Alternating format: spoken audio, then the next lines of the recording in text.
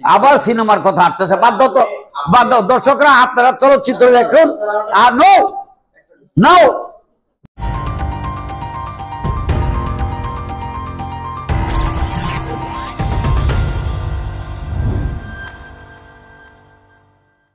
সিনেমার কথা বাদ দাও, আমি বলবো না।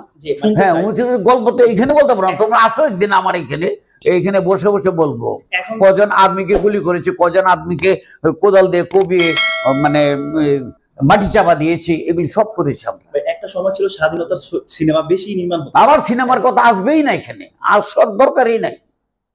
সিনেমার কথা আসার দরকার, সিনেমাতে আমরা মুক্তিযুদ্ধের ছবি বানিয়েছি, কিন্তু আমরা আবার নিজে চিন্তা করে অনেক কিছু দিয়েছি, যা হয়তো হয়েছিল অন্যখানে বা হয় নাই। চলচ্চিত্র নির্মাণ করতে গেলে একটু আগে পিছে আমাদের সবকিছু জোড়া দিতে হয়।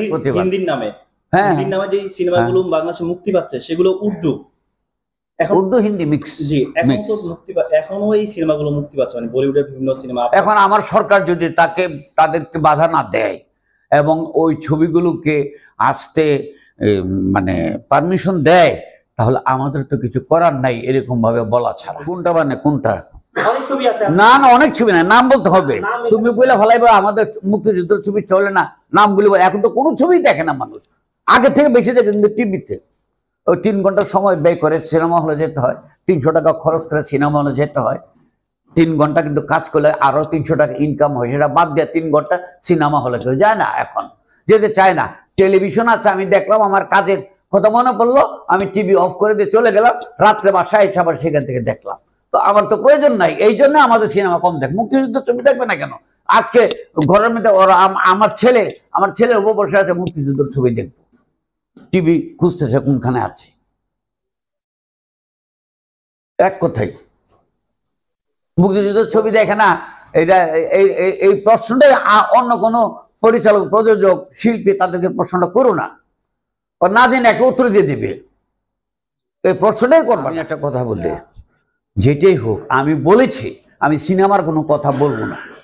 এবার অপারেশন জ্যাকপট হোক, অন্যদিন আসো, আগামীকাল আসো, আমি কথা বলবো সিনেমার কথা। আজকে শোক দিবসে তুলবই না, এটা মুক্তিযুদ্ধের ছবি হোক, তারপরে কথা বলেছি, আর বলবো না, সরি। আল্লাহ আমাকে ক্ষমতা দিয়ে রাখছে এখনো কাজ করার, আল্লাহ দিয়েছে, এর বাইরে অন্য কোনো কথা আসবে না। ভাগ্য, আর ভাগ্যটা উনি দেন, উপরওয়ালা আমাকে এখনো কাজ করার ক্ষমতা দিয়ে রেখেছে। এই যে আমার এক মুক্তিযোদ্ধা ভাই, ওনার বয়স আমার মতো না হোক, যে ওনারও কাজ করার ক্ষমতা দিয়ে রাখে, বাস আল্লাহ দিয়েছে। বিষয় তো আর কিছু না, আমার আল্লাহ ক্ষমতা দিয়েছে, এই জন্য কাজ করতেছি। প্রযোজকরা আমার কাছে এসে বলছে আমাকে একটা ছবি বানিয়ে দেন, বানিয়ে দিচ্ছি। আমার কাছে যেদিন থেকে আসবে না সেদিন থেকে আমি তো বানাতে পারবো না, আমি নিজের একজন প্রযোজক। আল্লাহ বলেছে সবসময় হাসি মুখে থাকো, আমাকে স্মরণ করো, আমি আছি, এই জন্য হাসি মুখে থাকি। আল্লাহ আমাকে এখন পর্যন্ত চলচ্চিত্র বানাবার জন্যে ক্ষমতা দিয়ে রেখেছি। কারণ এটা তো আগে থেকে চিন্তা ভাবনা করতে হবে। তোমরা এসে বললে আমি মনে করতে পারবো নাকি 80 years old না হয়, তো আমি মনে করতে তো পারবো না। হট করে কি মনে হবে? আমরা আরো আনন্দ পাই, দর্শক যখন চলচ্চিত্র দেখে তালি দেয় একটা দৃশ্যে, আমরা মনে করি যে আমি সাকসেসফুল হলাম। এগুলোই তো। রবীন্দ্রনাথ ঠাকুর বলেছে, তুমি যত সুন্দর কবিতাই লেখো, মানুষ যদি না পড়ে, ওটা কোনো কবিতা না। স্পিলবার্গ সবচেয়ে বড় পরিচালক, পৃথিবীর একজন বড়দের একজন, উনি বলেছে তুমি যে চলচ্চিত্রই নির্মাণ করো, সেটা যদি স্ক্রিনে না যায় বা স্ক্রিনে মানুষ না দেখে, সেটা যত ভালোই হোক, ওটা চলচ্চিত্রই না। মানুষ যদি দেখে তাহলে ওটা চলচ্চিত্র, না দেখে চলচ্চিত্র না। তুমি কবিতা লিখবা, যদি মানুষ পড়ে ওটা কবিতা, খারাপ হোক ভালো হোক একটা সমালোচনা করবে। সিনেমা দেখে আগে থেকে বেশি টিভিতে, হলে যায় কম।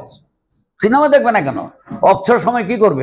প্রথম হচ্ছে খবর শোনা, সবার খবরের পর তো আমরা কেউ নাটক দেখে, কেউ চলচ্চিত্র দেখে, কেউ একটা প্রোগ্রাম দেখে। না না, এটা তো যারা সিনেমা হল বানায়, এটা তাদের ব্যবস্থা। আমরা কি ব্যবস্থা নেব? এখানে আমরা টাকা দিতে পারবো যে তোমরা টাকা দিয়ে তোমরা হল বানাও? এখন একটা সিনেমা হল একটা মাঠের মতো, ছোট মাঠের মতো জায়গা, সেখানে একটা সিনেমা বানানো 2 লক্ষ টাকা, এক সপ্তাহ ছিল হলে সেখান থেকে 30-40 হাজার বা 50,000 টাকা পায়। আর ওই মাঠের মতো জায়গায় যদি ওই 10 তলা বা 20 তলা একটা বিল্ডিং করে, সেখানে কয়েক কোটি টাকা ওই সালাম অ্যাডভান্স পায়, এবং 10 লক্ষ 15 লক্ষ টাকা ভাড়া পায় একটা বড় 10 তলা বিল্ডিং করলে। ওরা সিনেমাতে 50,000 টাকা ইনকাম করে, তাদের লাভ কি এখন? যারা সিনেমা হল মানে তাদের ব্যবসার জন্য। আবার সিনেমার কথা আসতেছে, বাধ্য দর্শকরা আপনারা চলচ্চিত্র দেখুন। আর নো দর্শকরা আপনারা চলচ্চিত্র দেখুন, আপনারা চলচ্চিত্র দেখলে আমরা চলচ্চিত্র বানাবো। আপনারা থাকলে আমরা আছি, আর আপনারা না থাকলে আমরা নাই। ধন্যবাদ।